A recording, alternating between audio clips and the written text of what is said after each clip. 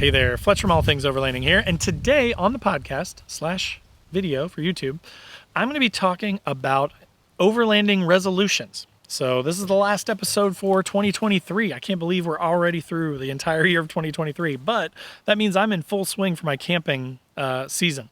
I'm a winter camper, so now that we're through all the holidays, I'm going to be going a lot in January, February, and March, and hopefully April if it doesn't get too rainy.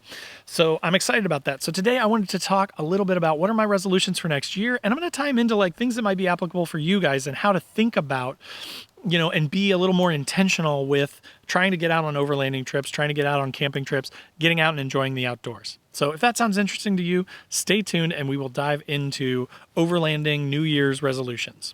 When I let you go,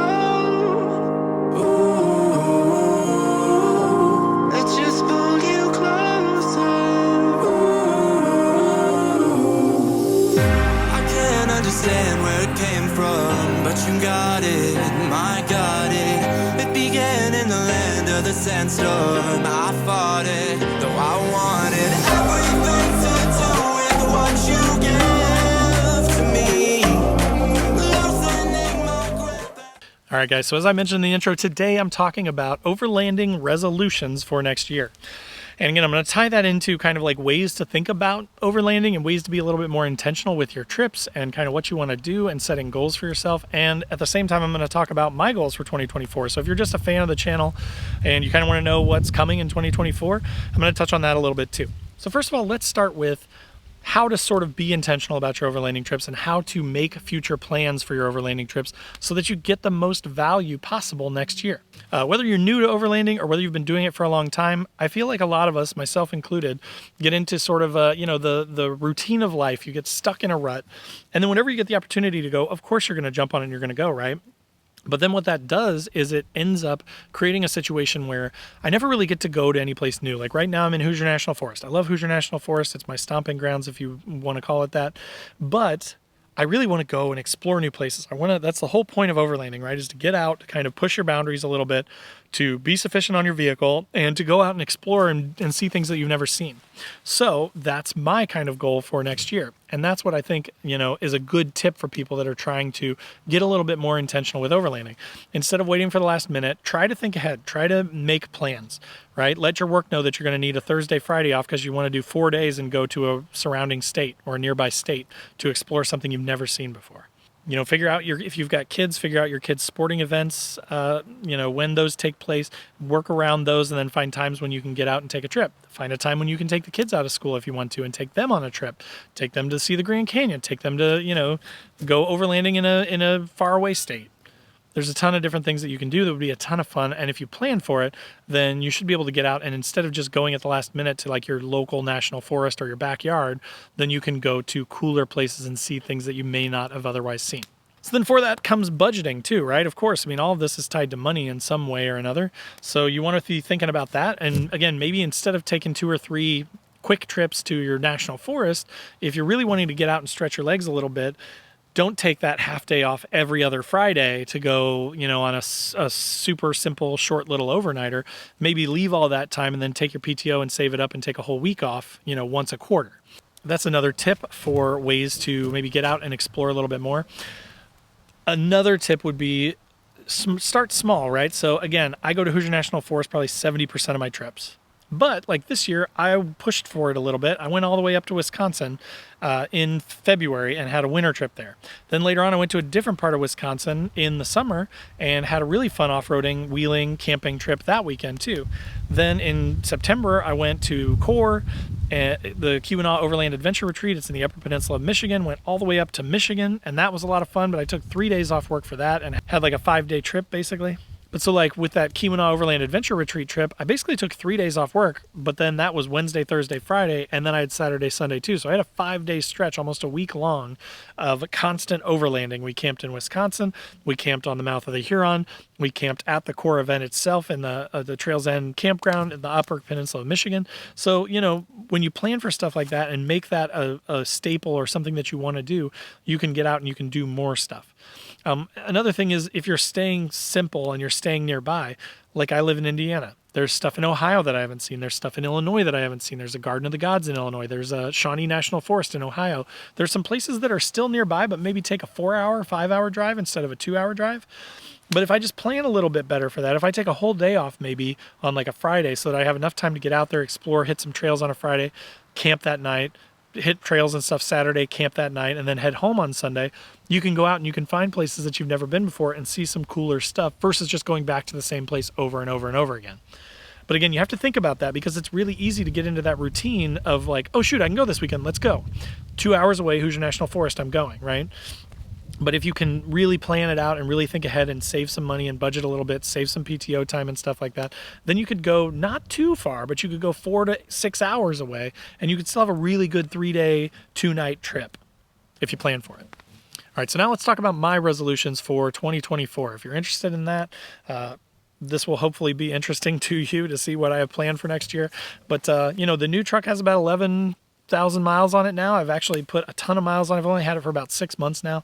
And I took it to Wyoming and I took it to Wisconsin a couple times and I took it to Michigan and all over the place, right? I've just been camping nonstop in this thing. I think I've spent about 50 nights now in the last 6 months camping in this truck.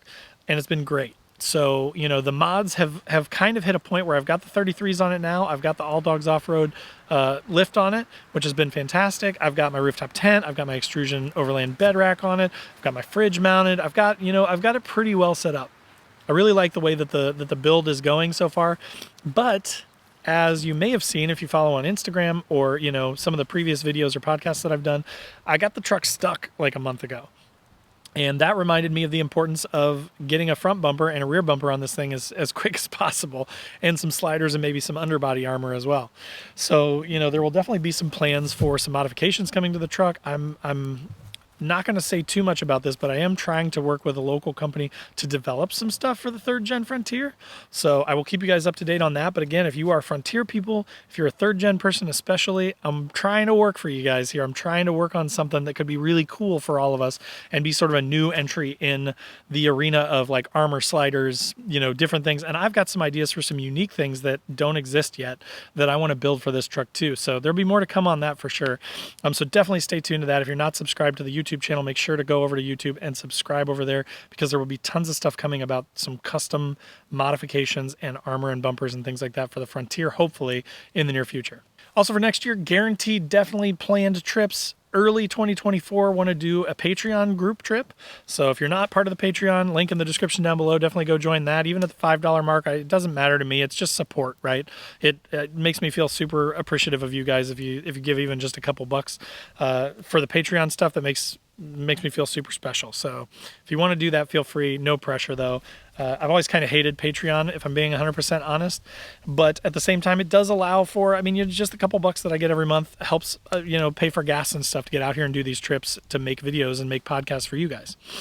But we're going to do a trip in early 2024 with the Patreon people. I'm trying to get everybody a place to meet in the middle because we're all pretty spread apart. But we're going to try and plan that trip for real in early 2024 to get everybody together to actually go camping and hang out in person. So that'll be a lot of fun. Then in April, we've got more Expo. There will be a link in my descriptions down below, from now until more, probably with a discount code. So if you're looking to go to that, it's only like 20 bucks a day or something. It's really inexpensive. They also have camping. So if you want to camp there, you can do that. But it's a great time. It's just such a fun Expo. And it's the only one that's kind of in the Midwest. You either got to go way west or way east to hit one of the Overland Expos. So it's just nice to have an option that's more in the Midwest. It's in Springfield, so it's pretty centrally located. It's only about 10 hours from me, so it's not too bad of a drive. Definitely not as far as like going out to Flagstaff or anything like that. So anyways, I will definitely be at that in April with the new truck, with all the modifications I've got and whatever I can get done between now and April. So if you want to see the truck in its latest configuration in April, definitely come to More Expo and say hi. Then throughout the year, again, I have lots of plans to like kind of hit surrounding states, to kind of hit nearby like Ohio and Illinois and kind of explore some new places that I've never been before for some reason and just kind of stretch my legs a little bit. Been to Wisconsin a lot, been to Michigan a lot, been to Kentucky, but want to get back to Kentucky because it's really fun. But definitely want to get to Ohio and Illinois a little bit and see what's there too. May even look at Virginia again because I went a few years ago and it was amazing. So there may be a trip in the works for Virginia as well. Then, of course, there's going to be CORE in September, which is one of my favorite trips. I'm definitely going to go to that again. I go every year. It's tons of fun. I'm going to try and bring my wife this year. So if you want to meet my wife, she should be there as well. So that should be a lot of fun. If you do not know about CORE, again, there's a link in my description to Northology Adventures. That's who puts on CORE. So if you want to learn more about that, click through that to their website and check that out. But it is an amazing event. It sells out super, super quick when the tickets go on sale. So if you want to get in, you better get those tickets quick. And so that's kind of my plan for next year. More expo, CORE for sure. Hopefully some sort of like a bigger trip sometime in the middle of the year, and then a lot of not short trips, but maybe like 4 to 6 hour trips to surrounding states and things like that to kind of explore some new areas and make some cool videos for you guys on places in the Midwest that maybe you've never heard of or you've never seen, because there's just not a lot of people making content about them. So my plan is to get more and more trip videos going. So if you want to see more trip videos, definitely subscribe to the channel on YouTube or keep listening on the podcast here. The only tough thing is trip videos don't really translate to podcasts. So if you guys listen on the podcast, I love you guys. I appreciate you. But definitely go over and check out YouTube too, because there's a ton of stuff happening over there, visual stuff that I just can't replicate on the podcast, right? So that'll do it for New Year's resolutions for Overlanding 2024. I hope that gave you some helpful information. And again, if you're a fan of the channel and you want to kind of know what's coming in 2024, better quality content, more trip videos, more reviews, more do-it-yourself mods, more third-gen Frontier stuff. So just tons of stuff coming, right?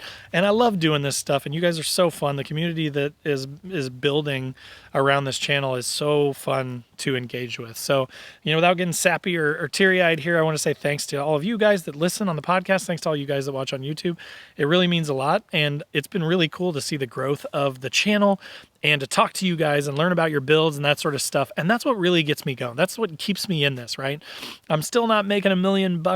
I'm doing okay. Don't get me wrong. I do make a little bit from YouTube and from affiliate links and things like that. So if you're worried about it, thank you. But I'm doing okay. But trying to go full time at some point, because I do really love this stuff. I love the community, and this is what I enjoy, right? Like, I'm down here instead of spending time with my family tonight as a job almost, shooting videos, shooting gear reviews, talking about diesel heaters, talking about my setup, that sort of thing, because I just really love doing it. So again, thanks to all you guys. You guys make it worth it.